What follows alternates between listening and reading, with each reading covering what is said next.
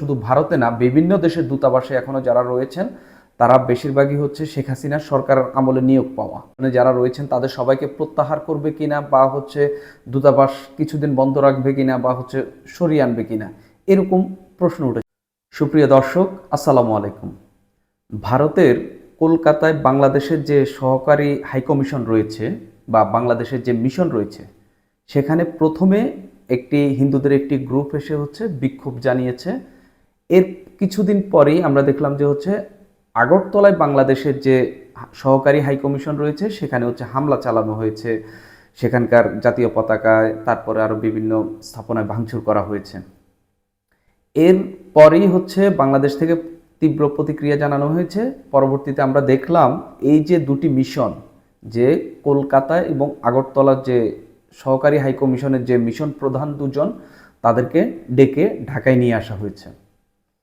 এই ঢাকায় নিয়ে আসা বা হচ্ছে তাদেরকে হঠাৎ করে ডেকে আনা, এটা নিয়ে একটি বড় প্রশ্ন তোলা হয়েছে যে কেন হঠাৎ করে হচ্ছে তাদেরকে ডেকে আনা হলো।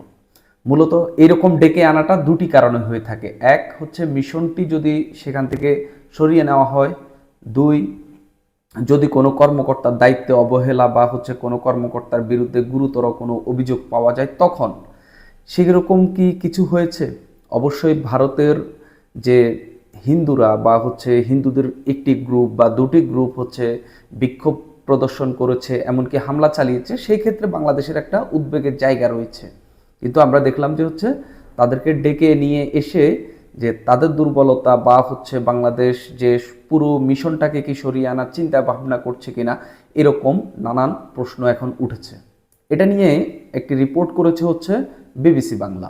বিবিসি বাংলার এই রিপোর্টে বলা হচ্ছে যে এই দুটি কারণেই হচ্ছে তাদেরকে ডেকে আনা হতে পারে। তারা হচ্ছে বেশ কয়েকজন হচ্ছে কূটনৈতিক বিশ্লেষক বা হচ্ছে সাবেক যারা হচ্ছে এই বিভিন্ন দূতাবাসে কাজ করেছেন, তাদের সঙ্গে কথা বলেছেন। তো এর মাধ্যমে তারা তুলে ধরার চেষ্টা করেছেন যে হচ্ছে যখন কোনো দেশে কোনো মিশনে যে হচ্ছে সেখানে মিশনের পুরো গ্রুপটাকে বা হচ্ছে মিশনটি সরিয়ে আনার চিন্তাভাবনা চলে, তখন এরকম ডেকে আনা হয়। একই সঙ্গে যখন যে হচ্ছে কোনো কর্মকর্তার কর্মে হচ্ছে কোনো দুর্বলতা বা হচ্ছে তার কর্মটি তিনি ঠিকভাবে সম্পাদন করছেন না বা হচ্ছে অনৈতিক কোনো কিছু পাওয়া যায়, তখন এরকম ডেকে এনে প্রত্যাহার করার একটা সিস্টেম রয়েছে।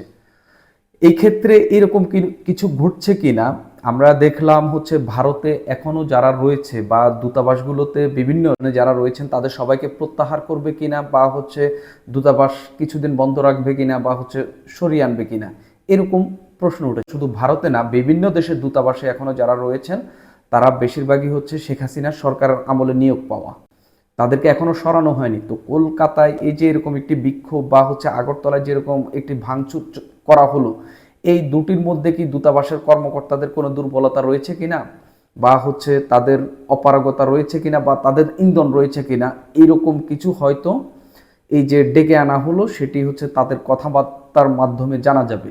একই সঙ্গে বাংলাদেশ কি দূতাবাস দূতাবাস তো না, এটা তো মূলত সহকারী হাইকমিশন, এটার বিষয়ে কোনো সিদ্ধান্ত নেবে কিনা, বা হচ্ছে এই যে মিশনে যারা রয়েছেন তাদের সবাইকে প্রত্যাহার করবে কিনা, বা হচ্ছে দূতাবাস কিছুদিন বন্ধ রাখবে কিনা, বা হচ্ছে সরিয়ে আনবে কিনা, এরকম প্রশ্ন উঠেছে। তবে ভারত বাংলাদেশের গুরুত্বপূর্ণ প্রতিবেশী।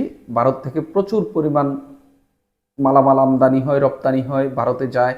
সেই ক্ষেত্রে এই আগরতলা মানে ত্রিপুরার এই দূতাবাস বা হচ্ছে কলকাতার এই উপহাই কমিশন বা হচ্ছে আগরতলার উপহাই কমিশন বা মিশন যেটাই বলি, এই দুটি আমাদের জন্য খুবই গুরুত্বপূর্ণ। আপাতত সেখানে এরকম কোনো সিদ্ধান্তের কোনো বিষয় আসছে না। একই সঙ্গে যদি আমরা হচ্ছে দেখলাম যে হচ্ছে এই কলকাতার মিশনকে নির্দেশ দেওয়া হয়েছে ঢালাওভাবে সব ভারতীয়কে যেন হচ্ছে ভিসা, বাংলাদেশের ভিসা না দেওয়া হয়। এর মাধ্যমে কিন্তু বাংলাদেশের ভিসা ভারতীয়দের জন্য এক ধরনের মানে অকথিতভাবে সীমিত করা হয়েছে।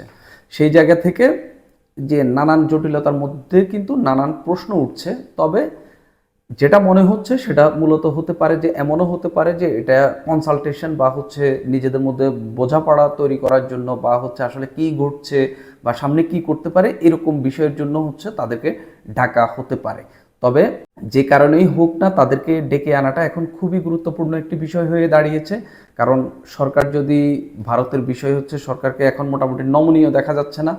ভারত যেভাবে কথা বলছে, সরকারও তাদেরকে পাল্টা প্রতিক্রিয়া দেওয়ার চেষ্টা করছে। সেই ক্ষেত্রে যদি কলকাতা বা হচ্ছে আগরতলায় এরকম মিশনের বিষয়ে বা হচ্ছে এই কর্মকর্তাদের বিষয়ে কোনো সিদ্ধান্ত নেওয়া হয়, সেটা নিয়ে আসলে আশ্চর্য হওয়ার কিছু নেই। তবে বিবিসি বাংলার প্রতিবেদনেও বলা হচ্ছে যে সরকার আসলে সেখানকার এনভায়রনমেন্টটা বোঝার জন্য, যেটা হচ্ছে ওভার দ্য কল বলতে পারছে না, তাদেরকে ডেকে এনে হয়তো তাদের কথা শোনার চেষ্টা করছেন বা বিষয়টি বোঝার চেষ্টা করছেন।